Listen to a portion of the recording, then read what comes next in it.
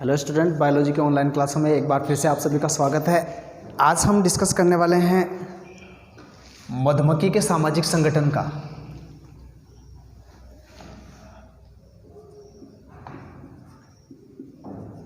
सामाजिक संगठन और डिवीजन ऑफ लेबर या श्रम विभाजन।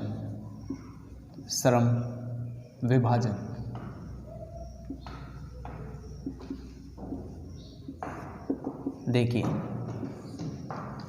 पिछली क्लास में हमने बात की थी मधुमक्खी के सामान्य परिचय के, और हमने यहाँ पे ख़त्म किया था कि सामाजिक संगठन और श्रम विभाजन। तो सबसे पहले हम बात करते हैं सामाजिक संगठन की।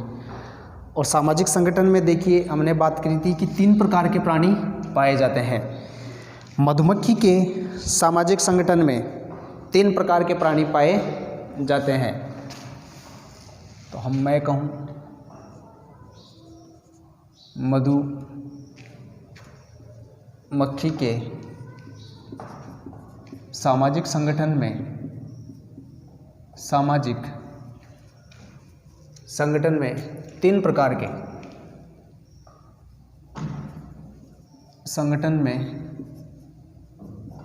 3 प्रकार के प्राणी पाए जाते हैं। देखिए, हमने ये कहा था कि मधुमक्खियाँ छत्ते का निर्माण करती है, और उस छत्ते में हम बात करें तो 3 प्रकार के कीट या 3 प्रकार के प्राणी उपस्थित होते हैं। एक एक करके देखते हैं। नंबर 1, सबसे पहले हम बात करते हैं रानी की,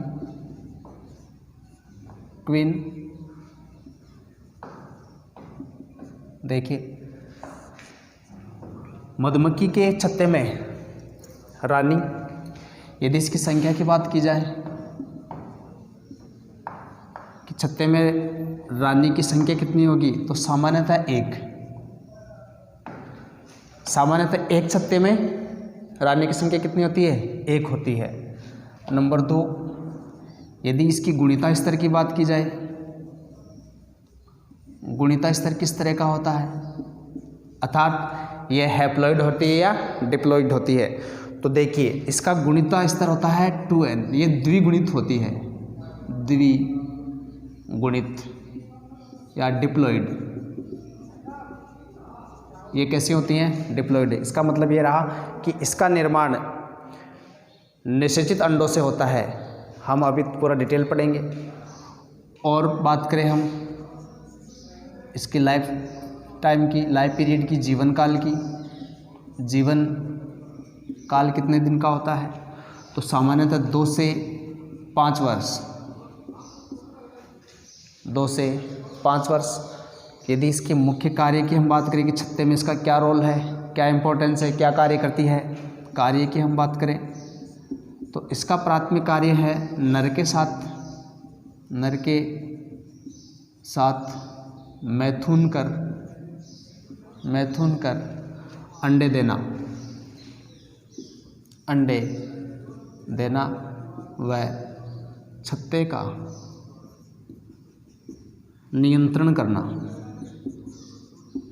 नियंत्रण करना। नर के साथ में मैथुन कर अंडे देना और छत्ते का निर्माण करना। और क्या खास बात होती है? जो रानी होती है, प्रजननशील मादा, रानी प्रजननशील मादा होती है। देखिए, आगे हम बात करेंगे श्रमिक। तो मधुमक्खी के छत्ते में जितने भी श्रमिक होते हैं वो सभी भी कौन होंगी? मादा होंगी। लेकिन जो श्रमिक मादाएं हैं वो कोई भी प्रजननशील नहीं होगी। अर्थात यदि छत्ते के अंदर अंडे देने का कार्य करेगी या संतानोत्पत्ति की जो क्षमता होगी वो किस में होगी? केवल और केवल रानी में होगी। किसी भी श्रमिक मादा में ये क्षमता नहीं होगी। तो रानी प्रजननशील मादा होती है। छत्ते में एकमात्र प्रजननशील मादा कौन होती है? रानी होती है। और क्या खास बात कि रानी के द्वारा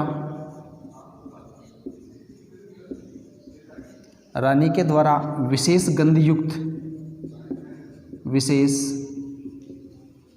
गंध युक्त पदार्थों का स्त्रावण किया जाता है, स्त्रावण किया जाता है, जिनके द्वारा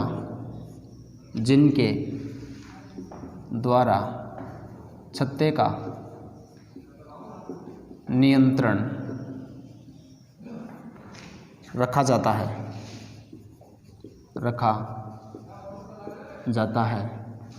इन पदार्थों को फेरोमोन्स कहते हैं, फेरोमोन्स कहते हैं। देखिए, रानी के द्वारा विशेष गंधयुक्त पदार्थों का स्त्रावण किया जाता है और इन विशेष गंधयुक्त पदार्थों को क्या कहा जाता है? फेरोमोन्स कहा जाता है। अर्थात रानी को अलग अलग कार्य, जैसे हम बात करेंगे श्रम विभाजन की, डिवीजन ऑफ लेबर, तो मधुमक्खी के छत्ते में अलग अलग प्रकार के श्रमिक अलग अलग कार्य के लिए नियंत्रित किए जाते हैं और वो किसके द्वारा? इन्हीं फेरोमोन्स के द्वारा। अर्थात रानी विशेष प्रकार का फेरोमोन्स के द्वारा श्रमिकों को विशेष प्रकार का आदेश देती है। अगली बात,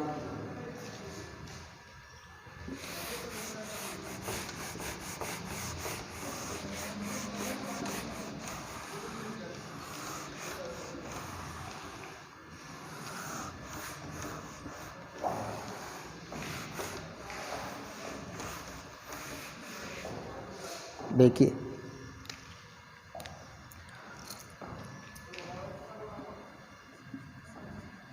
रानी में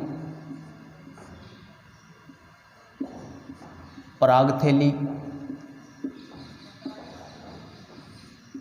मोम ग्रंथियां,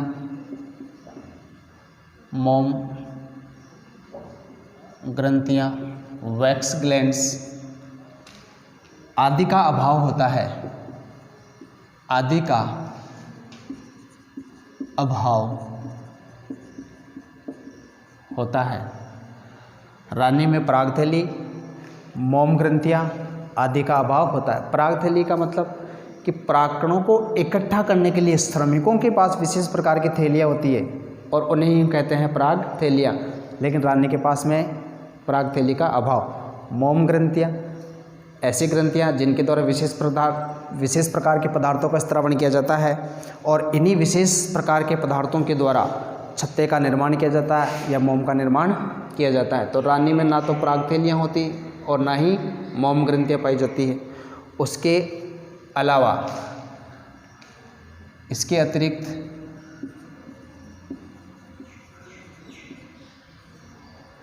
डंक व पंख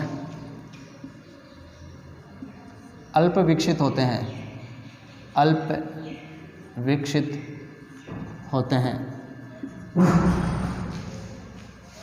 डंक व पंख भी अल्प विकसित होते हैं। अगली बात देखें हम,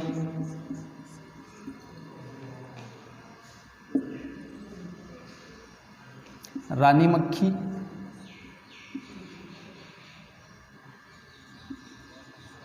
छत्ते में सबसे बड़े आकार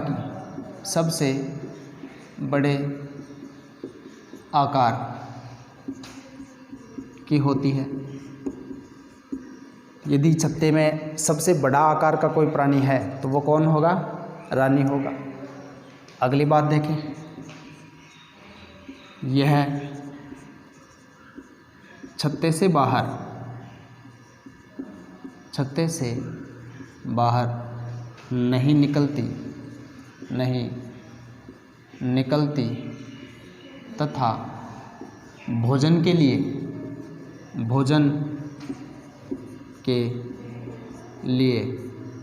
श्रमिकों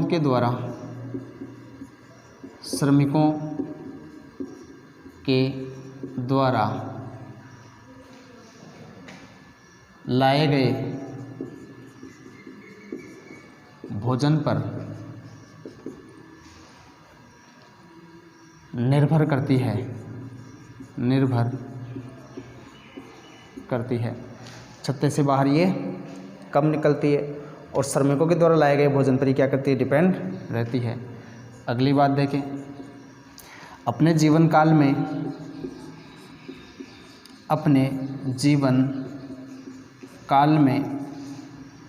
रानी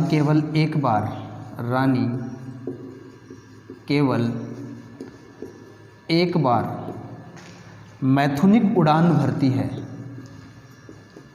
मैथुनिक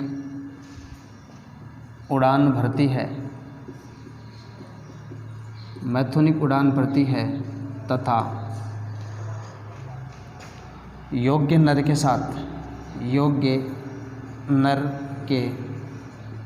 साथ मैथुन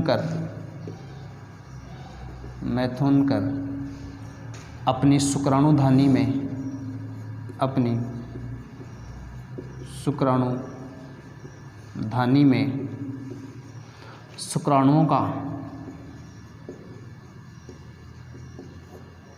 शुक्राणुओं को ग्रहण करती है। देखिए, जीवन काल की हमने बात की 2 से 5 वर्ष, और अपने जीवन काल में केवल एक बार मैथुनिक उड़ान भरेगी और किसी एक योग्य नर के साथ मैथुन क्रिया करिए, अपने शुक्राणुधानी में शुक्राणुओं को ग्रहण करेगी। देखिए, मैथुन क्रिया की हम बात करें तो किस तरह से मैथुन क्रिया होगी कि जब प्रजनन काल होगा, उस प्रजनन काल के अंदर रानी ऊपर की तरफ, काफ़ी ऊंचाई पर ऊपर की तरफ उड़ान भरेगी और इसके पीछे जितने भी श्रमिक हैं वो सारे के सारे श्रमिक भी इसके पीछे की तरफ मैथुन क्रिया हेतु जाएंगे। विशेष प्रकार के फिरोमोन्स के द्वारा, नर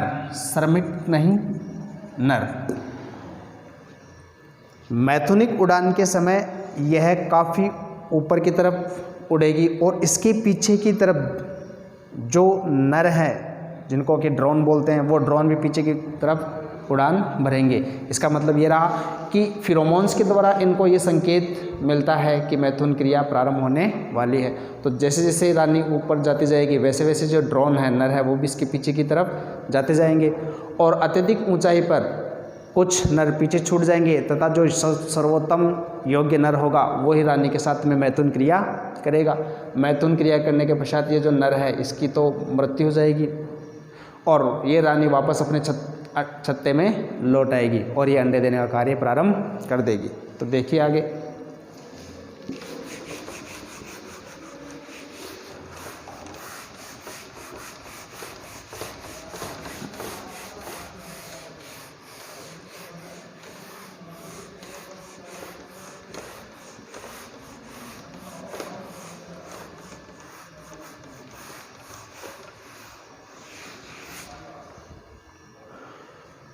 अगली बात देखते हैं।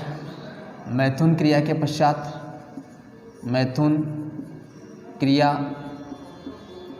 पश्चात रानी शुक्राणुओं को ग्रहण कर वापस छत्ते में लौट आती है एवं अंडे देने का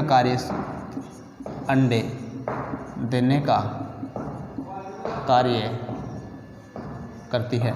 मैथुन क्रिया संपन्न होने के पश्चात रानी वापस अपने छत्ते में लौटेगी और अंडे देने का कार्य शुरू कर देगी। उसके अलावा रानी के द्वारा अन्य रानियों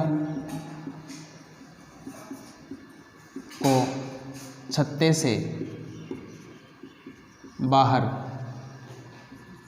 कर दिया जाता है। देखिए, रानी के द्वारा अन्य रानियों को छत्ते से बाहर कर दिया जाता है। क्या मतलब रहा कि निषेचित अंडों से कुछ अंडों को रॉयल जेली या क्वीन सब्सटेंस खाने को मिलेगा और जिन अंडों को ये लार्वा अवस्था में जिनको रॉयल जेली खाने को मिलेगी वो लार्वे किस में कन्वर्ट होंगे, रानी के अंदर कन्वर्ट होंगे। सभी जिनको जितने भी लार्वा है उनको रॉयल जेली खाने को मिलेगी, वो सारे के सारे रानी बनेंगे, अर्थात उनके अंदर प्रजनन अंगों का निर्माण होगा। लेकिन इन सब में जो सबसे पहले प्रजनन अंगों का विकास कर लेगी वह रानी दूसरे समस्त रानियों को क्या कर देगी, खत्म कर देगी या नष्ट कर देगी। तो क्या मतलब रहा कि रानी के द्वारा अन्य रानियों को छत्ते से बाहर कर दिया जाता है या मारकर भगा दिया जाता है। अगली बात करते हैं हम। अगला जो प्राणी है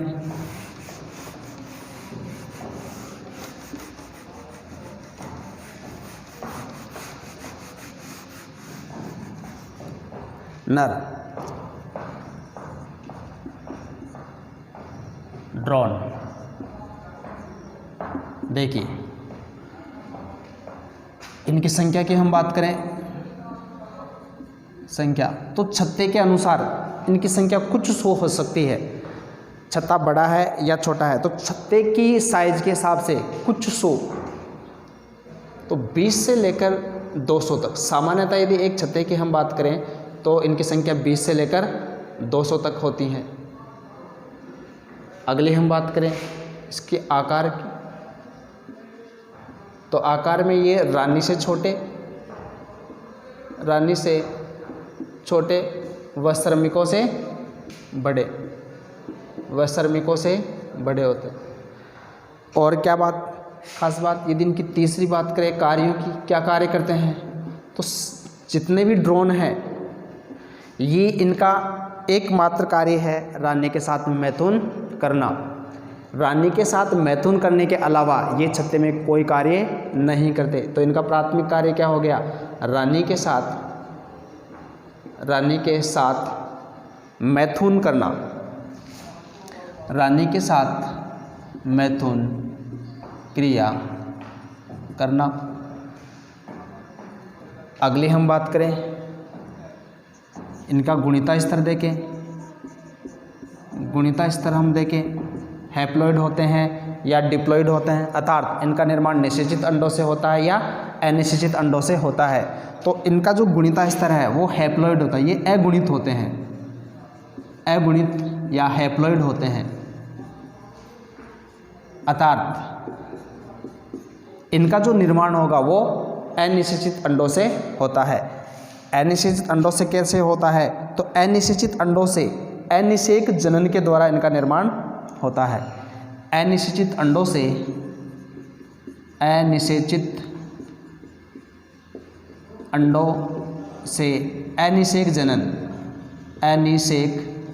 जनन पार्थिनोजेनेसिस के द्वारा इनका निर्माण होता है, इसलिए इसका गुणिता स्तर कैसा होगा, अगुणित होगा। और क्या खास बात, देखिए ये छत्ते में कोई अन्य काम नहीं करते, अन्य कार्य नहीं करते, तथा भोजन के लिए श्रमिकों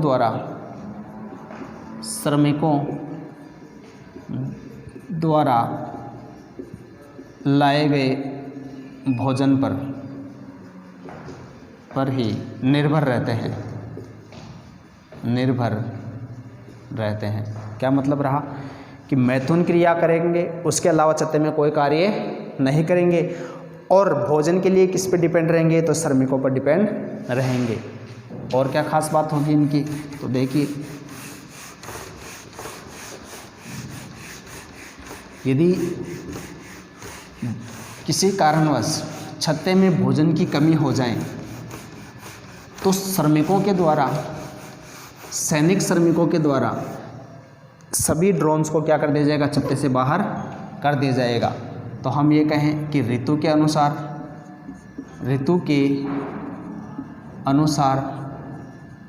छत्ते में भोजन की कमी होने पर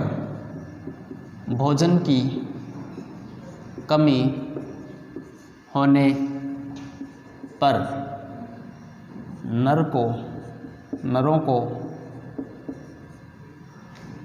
सैनिक श्रमिकों द्वारा सैनिक श्रमिकों द्वारा छत्ते से बाहर कर दिया जाता है, छत्ते से बाहर कर दिया जाता है, जहाँ भोजन के अभाव में, जहाँ भोजन के अभाव में इनकी मृत्यु हो जाती है, मृत्यु हो जाती है। ओके, ऋतु के अनुसार छत्ते में भोजन की कमी होने पर सैनिक श्रमिक इनको डंक मार के छत्ते से बाहर भगा देंगे और छत्ते से बाहर भोजन के अभाव में इनकी क्या हो जाएगी, मृत्यु हो जाएगी। नेक्स्ट अगली बात करें हम,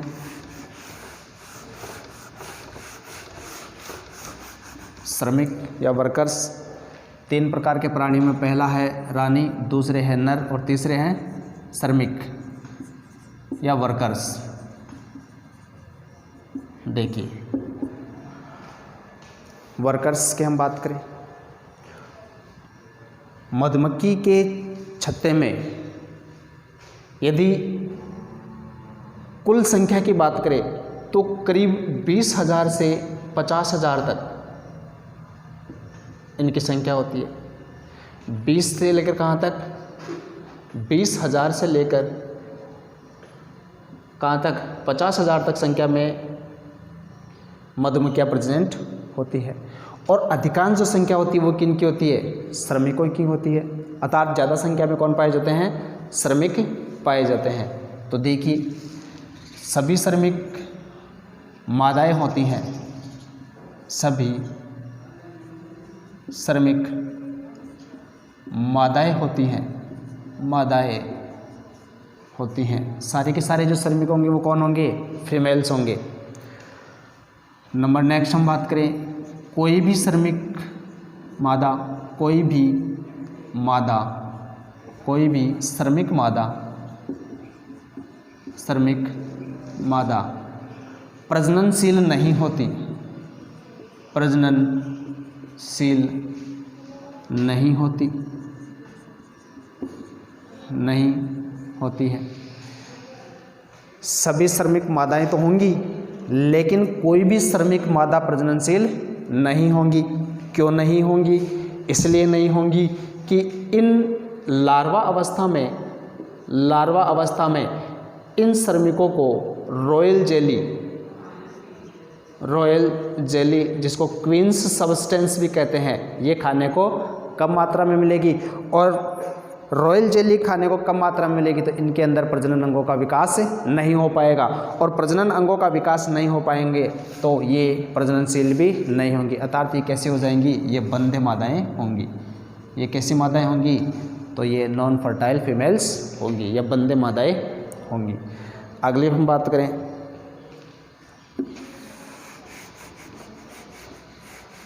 यदि इनका गुणिता स्तर देखें, गुणिता स्तर, यदि इनके गुणिता स्तर की बात करेंगे तो ये सभी कैसे होंगी, डिप्लॉइड होंगी, द्विगुणित होंगी, द्विगुणित होती हैं अर्थात डिप्लॉइड होती हैं। क्या मतलब रहा कि इनका निर्माण भी निषेचित अंडों से होता है, अर्थात निषेचन प्रक्रिया के फलस्वरूप होता है, इसलिए इसका गुणिता स्तर कैसा होगा, द्विगुणित या डिप्लॉइड होगा। अगली हम बात करें नंबर 4, तो इनमें उच्च कोटि का श्रम विभाजन पाया जाता है, श्रम विभाजन पाया जाता है। अर्थात अलग अलग कार्यों के लिए, अलग अलग कार्यों के लिए अलग अलग प्रकार के श्रमिक पाए जाते हैं। क्या मतलब रहा, इनमें उच्च कोटि का श्रम विभाजन या उच्च लेवल का डिवीजन ऑफ लेबर पाया जाता है, अर्थात अलग अलग कार्यों के लिए अलग अलग प्रकार के श्रमिक पाए जाते हैं। अब अलग अलग कार्यों के लिए कैसे, जैसे छत्ते की सुरक्षा करना, छत्ते की देखभाल करना, भोजन का पता लगाना, भोजन को इकट्ठा करना, शिशुओं की देखभाल करना, छत्ते की मरम्मत करना। तो अलग अलग कार्यों के लिए अलग अलग प्रकार के श्रमिक होते हैं, इसलिए इनमें कहा जाता है कि उच्च कोटि का डिवीजन ऑफ लेबर या उच्च श्रेणी का श्रम विभाजन पाया जाता है, अर्थात अलग अलग कार्यों के लिए इनका अलग अलग वर्गीकरण रहता है। ओके, नेक्स्ट बात करें हम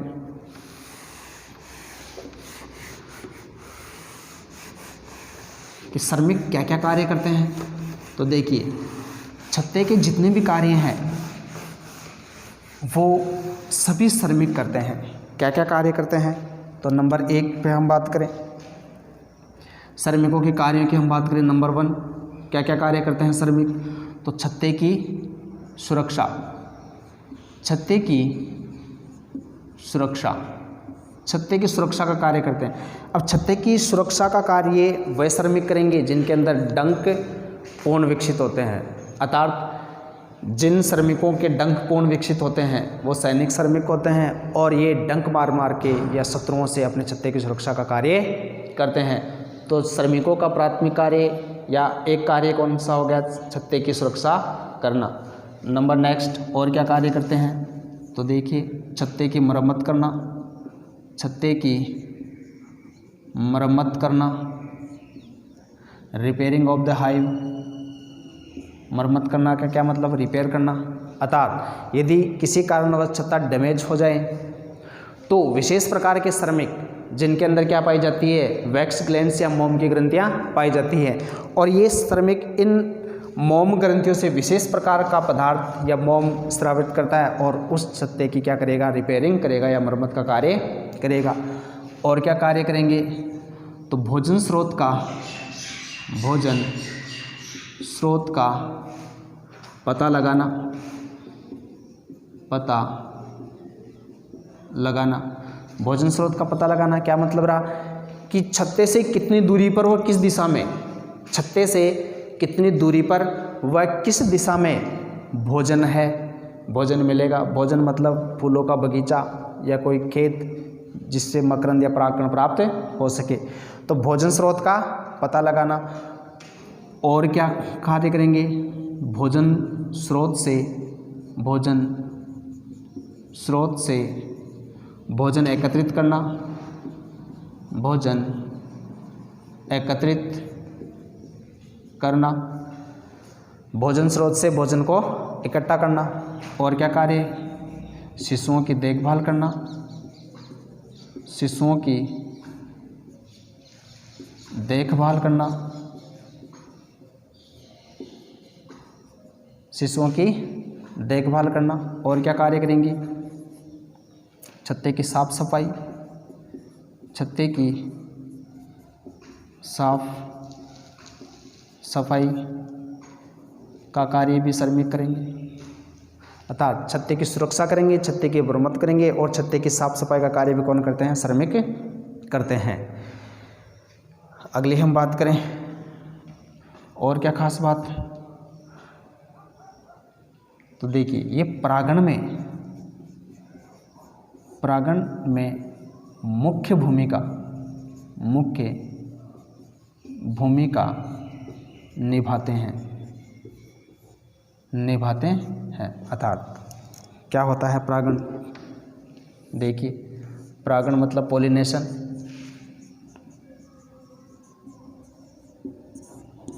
क्या होता है पॉलिनेशन, जो पुष्प होता है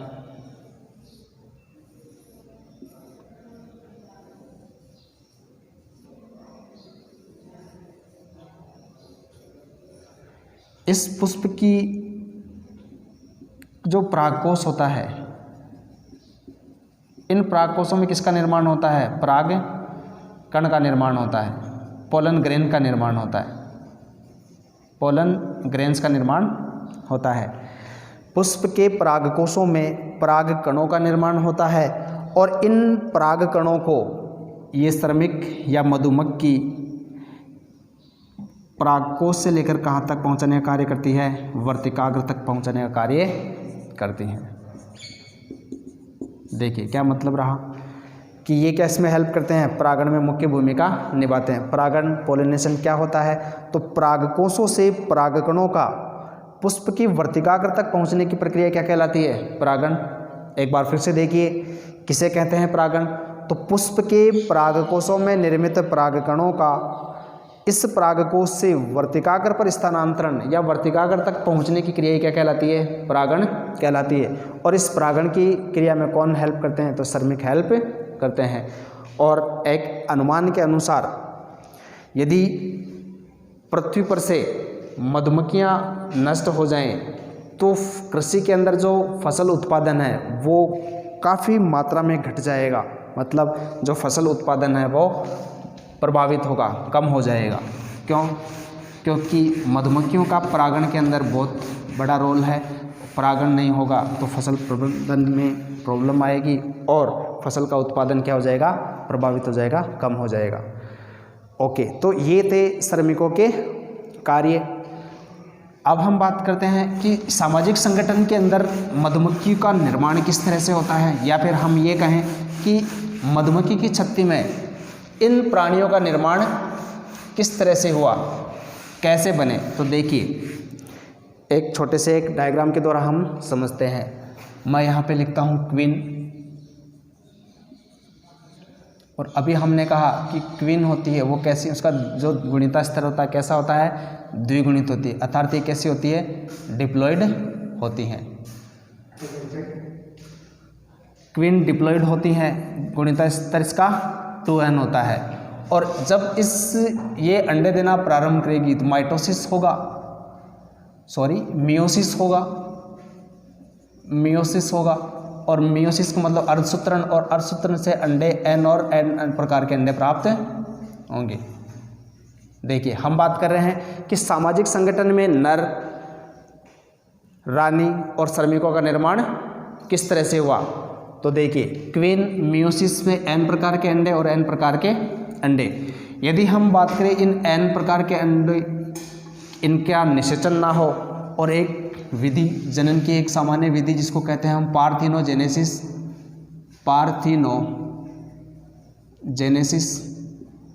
या एनिसेक जनन।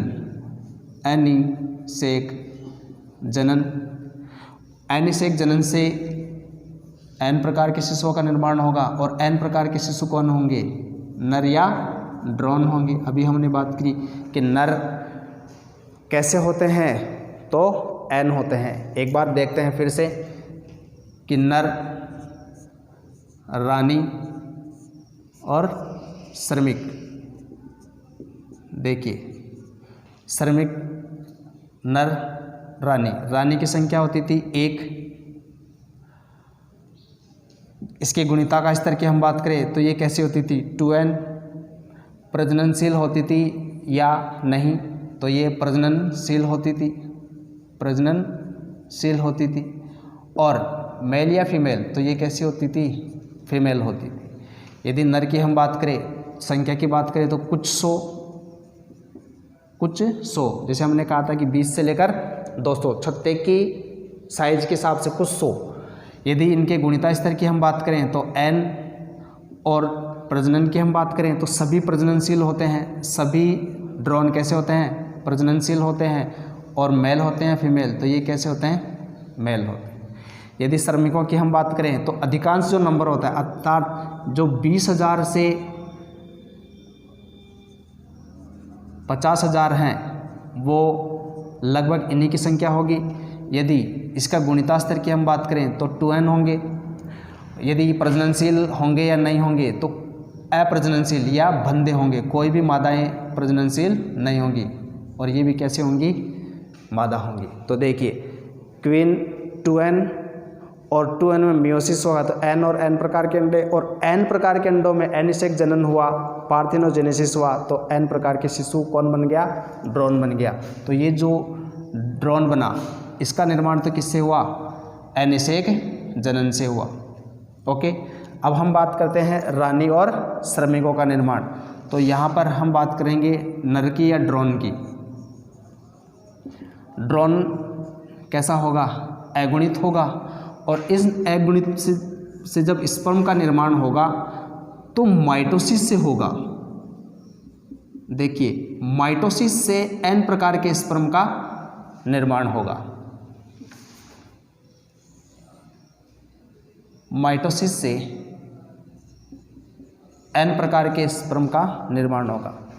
एक इम्पोर्टेंट बात देखिए, पृथ्वी पर पाए जाने वाले सभी प्राणियों में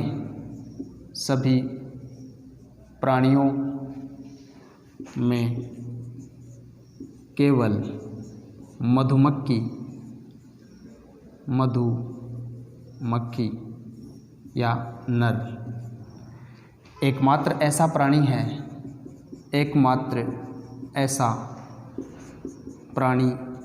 है जिसमें स्पर्म का निर्माण, शुक्राणुओं का निर्माण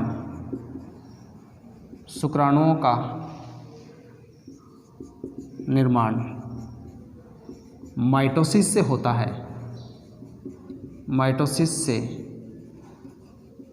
अर्थात समसूत्री विभाजन से होता है। देखिए क्या मतलब रहा कि एकमात्र ऐसा प्राणी जिसमें स्पर्म का निर्माण किससे हो रहा है? माइटोसिस से हो रहा है। इस पृथ्वी पर जितने भी प्राणी हैं उनके नर है, उनके अंदर शुक्राणुओं का निर्माण किससे होता है? मियोसिस से होता है। सभी प्राणियों के अंदर स्पर्म का निर्माण मियोसिस से होता है। केवल मधुमक्खी में जो नर है, इस नर में स्पर्म का निर्माण किससे होता है? माइटोसिस में होता है।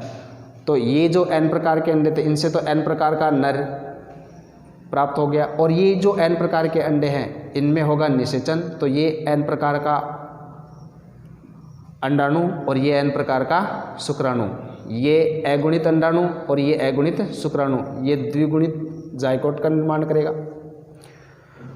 द्विगुणित अंडों का निर्माण होगा, लार्वा अवस्था आएगी और इस लार्वा अवस्था से अंडों का पृथक्करण होगा, सेपरेशन होगा। इसका मतलब ये 2n अंडे अलग और ये 2n अंडे अलग। जब इनमें लार्वा अवस्था आएगी तो इस लार्वा अवस्था में इन अंडों को यदि रॉयल जेली खाने को मिल रही है, रॉयल जेली खाने को मिल रही है, प्लस का मतलब ज़्यादा मात्रा में मिल रही है, और इनमें जो लार्वा अवस्था है, इन लार्वा अवस्था में रॉयल जेली खाने को कम मिल रही है। तो ये इनके अंदर तो क्या होगा? प्रजनन अंगों का विकास होगा, प्रजनन अंगों का विकास होगा। और जिनको क्वीन सब्सटेंस या रॉयल जेली खाने को नहीं मिलेगी उनके अंदर प्रजनन अंगों का विकास नहीं होगा, प्रजनन अंगों का विकास नहीं होगा। मतलब क्या रहा कि लार्वा अवस्था में रॉयल जेली खाने को मिलेगी तो प्रजनन अंगों का विकास होगा, और लार्वा अवस्था में यदि रॉयल जेली खाने को नहीं मिलेगी या कम मिलेगी तो प्रजनन अंगों का विकास नहीं हो पाएगा। देखिए, यदि प्रजनन अंगों का विकास हो गया तो कैसा प्राणी बनेगा? प्रजननशील प्राणी। इसका मतलब ये जितने भी लार्वा शिशु बनेंगे ये सारे के सारे क्या होंगे? प्रजननशील होंगे। और अभी हमने बात करी कि जिस शिशु में सबसे पहले प्रजनन अंगों का विकास हो जाए वह विशेष प्रकार के फेरोमोन्स का स्त्रावण करेगी, और जो दूसरे प्राणी हैं जो जिनमें प्रजनन अंगों का विकास हुआ उनको क्या कर देगी? नष्ट कर लेंगी। और इस प्रकार जो प्रथम विकसित प्राणी है वही क्या बन जाएगी? छत्ते की एकमात्र स्वामिनी या रानी बन जाएगी, और जितने भी शेष रानियाँ हैं इनको ये क्या कर देगी? नष्ट कर देगी। तो इस तरह से रॉयल जेली खाने के बाद जो प्रजनन अंगों का विकास हुआ तो किसका निर्माण हो गया? क्वीन का। और क्वीन का जो गुणिता स्तर है कैसा है? द्विगुणित है। देखिए, क्वीन का गुणिता स्तर कैसा हो गया? 2n हो गया। हम बात करते हैं श्रमिकों की। तो देखिए 2n लार्वा अवस्था के अंदर क्या हुआ? रॉयल जेली खाने को नहीं मिली, प्रजनन अंगों का विकास नहीं हुआ, और प्रजनन अंगों का विकास नहीं हुआ तो ये सारी की सारी मादाएँ वो कैसे होंगी? बंदे होंगी, नॉन फर्टाइल होंगी। इसका मतलब इनके अंदर प्रजनन अंगों का विकास नहीं होगा तो ये क्या बन जाएंगी? ये श्रमिक बन जाएगी, और इनकी गुणिता का स्तर भी कैसा होगा? 2n होगा। तो यहाँ देखिए श्रमिकों के जो गुणिता का स्तर वो कैसा है? 2n है। तो इस तरह से क्वीन का निर्माण होगा, ड्रोन का निर्माण होगा, और श्रमिकों का निर्माण होगा। हमने बात की कि मधुमक्खी के सामाजिक संगठन में जो 3 प्रकार के प्राणी हैं, आखिर उनका निर्माण किस तरह से होता है। तो देखिए, हमने ये कहा कि जो नर है वो कैसा होता है, गुणित स्तर में हैप्लॉइड होता है, और इसका जो निर्माण होगा वो किसके द्वारा, तो अनिषेक जनन के द्वारा, अनिषेक जनन या पार्थिनोजेनेसिस के द्वारा होगा। इसका मतलब बिना निषेचन के ही इसका निर्माण होगा। और जो रानी है और श्रमिक है, इनका निर्माण निषेचित अंडों से होगा। तो गुणित स्तर कैसा होगा इनका, 2n होगा। तो देखिए, ये n अंडाणु, ये n शुक्राणु। तो 2n लार्वा अवस्था में रॉयल जेली खाने को मिलेगी, प्रजनन अंगों का विकास होगा, रानियां बनेंगी। जो सबसे पहले जिनमें प्रजनन अंगों का विकास कर लेगी वो छत्ते की एकमात्र स्वामिन बनेगी और अन्य रानियों को नष्ट कर देगी। और जिनको रॉयल जेली खाने को नहीं मिलेगी वो प्रजनन अंगों का विकास नहीं कर पाएंगी और वो क्या बन जाएंगे, श्रमिक बन जाएंगे। तो इस तरह से मधुमक्खी में सामाजिक संगठन में रानी, नर और श्रमिकों का निर्माण होता है। आज के लिए इतना ही। Thanks a lot.